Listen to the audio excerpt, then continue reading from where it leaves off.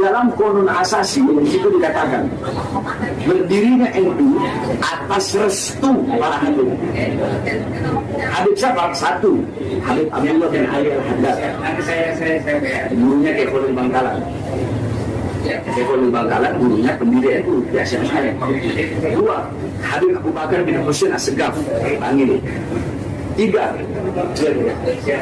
Habib Husain Al-Haddad Jombang. Empat, Habib Abu Bakar bin Muhammad As-Segaf Gresik. Lima, Habib Ahmad bin Abdullah As-Segaf. Jadi kasih Mas Ari, beliau itu nggak asal nggak usuk-usuk langsung mendiri, enggak. Pergi sowan ke para habaib. Itu ada dalam Qonun Asasi diletakkan. Jadi NU dan habaib itu tidak akan pernah bisa dipisahkan. Terus NU berdiri di Surabaya, Jawa Timur lah, daerah Jawa Timur dulu. Itu ketika NU mau ke Jakarta, nggak bisa langsung tahu-tahu masuk Jakarta aja. Karena Jakarta ketika itu wilayah Habib Ali bin Abdurrahman Al-Habsyi Kuitang, yang merupakan gurunya Soekarno. Besok yang menentukan hari kemerdekaan Indonesia itu Habib Ali Kuitang. Makanya saya Mas Ari datang di Jakarta untuk minta apa? Minta restu daripada Habib Ali Kuitang. Minta restu untuk mendirikan Jamiatul NU di Jakarta. Waktu itu Habib Ali menyetujui, boleh silahkan. Cuma Habib Ali masih berpatokan berpegang kepada fatwa Habib Ustaz bin Yahya Mufti Betawi. Jadi Habib Ali merestui bikin, tapi Habib Ali tidak mau masuk dalam struktural organisasi. Nah, ketika kiai-kiai ini dapat Jawa Barat, Jabodetabek lah, Jawa Barat, Jakarta, mengetahui bahwasannya Habib Ali tidak tercantum dalam organisasi itu, nggak ada yang ikut. Nggak ada yang ikut. Nah, akhirnya dibujuk sama Kiai Marzuki. Ya, dia Marzuki almarhum, termasuk pahlawan. Jadi, kalau Habib nggak masuk dalam struktur ini, dalam struktur, maka kiai-kiai lain nggak akan ngikut. Sebab semuanya muridnya Habib. Akhirnya Habib Ali mau. Beliau mau, masuklah beliau adalah. Beliau menyatakan diri, saya Nahdiyin. Ketika beliau berkata seperti itu, langsung 1000 kiai lebih masuk NU.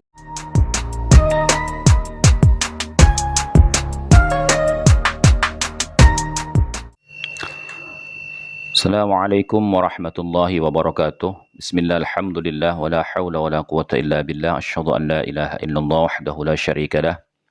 Wa asyhadu anna sayyidina wa nabiyyana Muhammadan abduhu wa rasuluhu alladzi la nabiyya ba'da. Allahumma salli ala sayyidina Muhammad wa ala ali sayyidina Muhammad, amma ba'du. Para teman-temanku sekalian, para sahabat-sahabatku, para subscriberku, para netizen yang budiman, kembali lagi kita di channel Gus Hasan Syarif Official.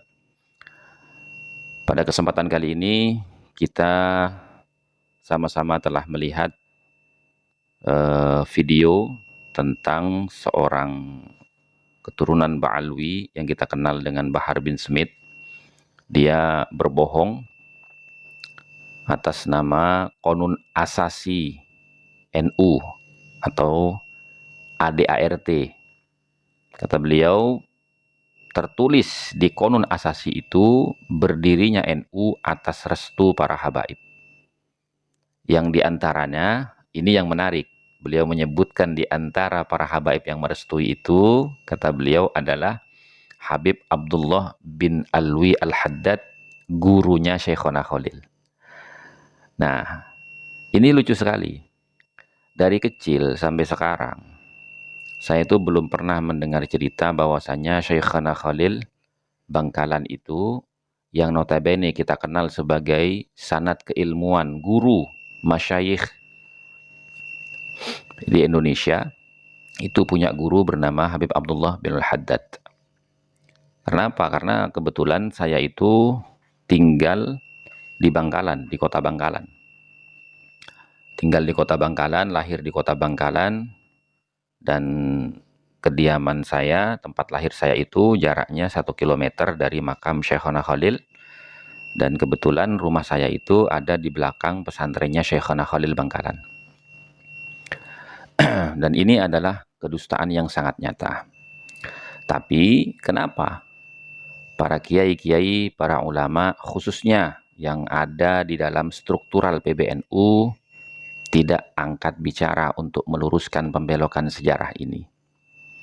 Bahwasanya ini seakan-akan mengangkangi para ulama-ulama kita ketika beliau mengatakan Habib Abdullah bin Al-Haddad itu adalah gurunya Syekhona Khalil. Syekhona Khalil adalah gurunya Ki Hasyim Asy'ari, pendiri NU. Sehingga secara tidak langsung pesan yang disampaikan di situ bahwasanya ulama-ulama di Indonesia ini yang tergabung khususnya di Nahdlatul Ulama ini ada di bawah naungan para habaib. Nah, ini maksudnya. Ini adalah makar terhadap organisasi NU. Selain mereka melakukan makar terhadap bangsa Indonesia, dan ini harus diperhatikan betul. Dan ini mungkin yang akhirnya menjadi terdorong seorang kiai yang bernama Gus Ali Yusuf dari Madura. Beliau langsung berbicara mengkanter ucapan Habib Bahar bin Smith ini. Demikian videonya, mari kita lihat bersama-sama. Monggo kepada beliau-beliau, panjenengan-panjenengan kiai-kiai yang berada di rumah besar Nahdlatul Ulama yang lebih kita kenal dengan PBNU, mohon buat klarifikasi tentang sejarah berdirinya Nahdlatul Ulama secara komplit, bukan hanya versi dari beberapa pihak saja, tapi undang dari keturunan-keturunan para pendiri-pendiri NU yang berada di Surabaya. Karena apa? Kenapa kok harus demikian?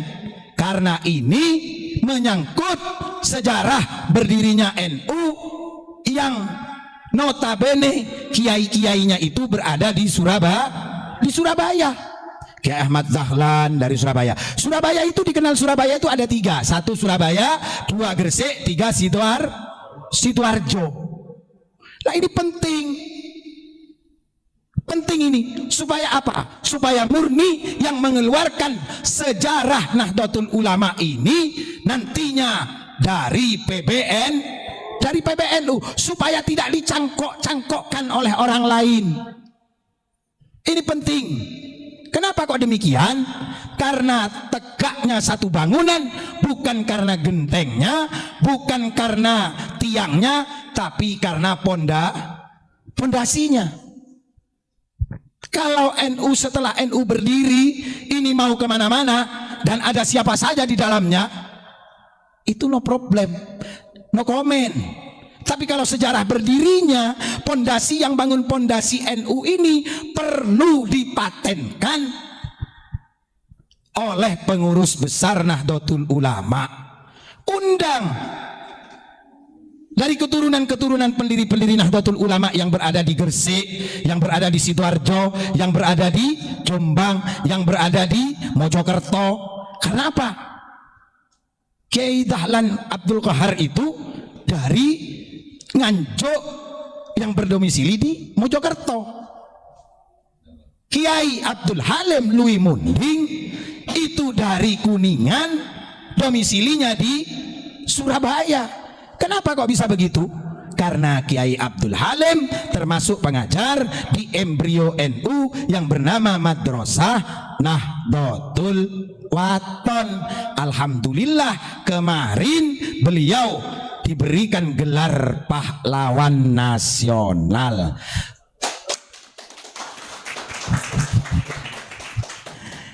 Satu keinginan dari Al-Fakir ini meminta kepada seluruh jajaran para kiai-kiai panjenengan dalam kiai-kiai yang berada di PBNU, perjuangkan seluruh muassis Nahdlatul Ulama untuk diangkat menjadi pahlawan kemerdekaan maupun pahlawan nasional Republik Indonesia. Ini kalau PBNU yang mereferensikan kepada negara, insya Allah akan dikabulkan. Setuju? Setuju? Amin ya rabbal alamin. Jadi seperti itu Gus.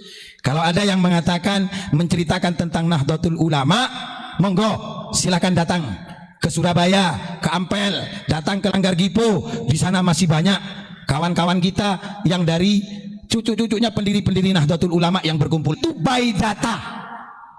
By data ini, mohon maaf. Jadi oknum Habib itu jangan ngawur-ngawur untuk mencangkok-cangkokkan berdirinya Nahdlatul Ulama, katanya ada habaibnya. Mohon maaf, ini sudah klarifikasi, coba lihat di TVNU. Itu di TVNU sudah berbicara itu. Salah satu keturunan yang memegang data. Data konkret, bukan hanya data yang ada di Indonesia, tapi beliau memiliki data dari Leiden. Bahkan ada sebagian yang dari Eropa, dari Inggris. Itu punya datanya itu, konkret. Jadi tidak main-main. Bukan hanya sekedar katanya. Bukan. Kalau perlu lihat di TVNU itu. Di channel TVNU itu pada saat itu membahas tentang Kiai Mas Alwi yang dilupakan. Karena apa? Karena ada dari Aswaja Center mengatakan bahwasanya ada kiai dari pengurus Aswaja Center mengatakan bahwasanya Kiai Mas Alwi ini dikeluarkan dari silsilah keluarga. Loh ini kan bahaya ini. Padahal apa? Kiai Mas Alwi salah satu pendiri Nahdlatul Ulama, bahkan yang memberikan nama Nahdoh itu adalah Kiai Mas Alwi bin Abdul Aziz. Mohon maaf ini, saya tegaskan sekali lagi, kepada siapa saja, baik itu kalangan kiai, pengurus NU maupun para penghidmat di Nahdlatul Ulama, kalau ingin menceritakan, kalau ingin menulis sejarah NU yang konkret, menjelaskan kepada halayak, kalau oknum Habib ini ingin menyampaikan tentang sejarah berdirinya Nahdlatul Ulama, kalau untuk berdirinya Robito Alawiyah saya tidak ingin mengkoreksi itu. Tapi kalau menjelaskan tentang NU beserta figur-figurnya muassis NU, monggo silahkan hadir ke Langgar Gipo. Di sana tempat perkumpulan para duriah-duriah, keturunan-keturunan dari muassis NU, supaya jelas, supaya tidak ngawur kemana-mana. Demikian ya teman-teman, telah kita saksikan bersama-sama pemaparan dari Gus Ali Yusuf tentang siapa saja yang menjadi muassis Nahdlatul Ulama dan apa yang menjadi embrio berdirinya organisasi Nahdlatul Ulama. Di situ beliau juga menyebutkan ya, bisa kita lihat di TVNU bahwasanya para keturunan muassis NU di Surabaya ini yang sama-sama berkumpul di Langgar Gipo, di mana di situ tempat berkumpulnya para cucu cicit muassis NU. Beliau menjelaskan bahwasanya dari 313 kiai yang berinisiatif untuk membentuk Nahdlatul Ulama, mewakili kiai-kiai di Nusantara ini menghadap kepada Syekhana Muhammad Khalil bin Abdul Latif, yang kemudian dilanjutkan oleh menantunya yaitu Kiai Toha. Itu tidak ada satupun dari kalangan para habaib itu yang berkecimpung atas berdirinya Nahdlatul Ulama. Kenapa? Karena pada saat itu memang para habaib itu menjadi jongos-jongosnya Belanda, dan itu fakta sejarah, tidak bisa dibantah, itu loh. Tidak ada sejarahnya berdirinya Nahdlatul Ulama ini atas restu para habaib. Yang mengatakan seperti itu sebenarnya apa? Tujuannya makar terhadap organisasi Nahdlatul Ulama. Jadi ini perlu diperhatikan teman-teman ya. Jadi kita ingat kepada wasiat dari proklamator bangsa dan negara kita ini, yaitu Insinyur Soekarno. Beliau mengatakan, jas merah, jangan sekali-kali kau lupakan sejarah. Karena sejarah ini adalah tonggak masa depan bangsa dan negara kita. Demikian dari saya, mudah-mudahan bisa difahami dan dimengerti, dan mudah-mudahan bermanfaat dan mendatangkan keberkahan bagi kita semua fid dini wa dunya wal akhirah. Akhirul kalam, wallahul muwafiq ila aqwamit thariq wal afu minkum. Assalamualaikum warahmatullahi wabarakatuh.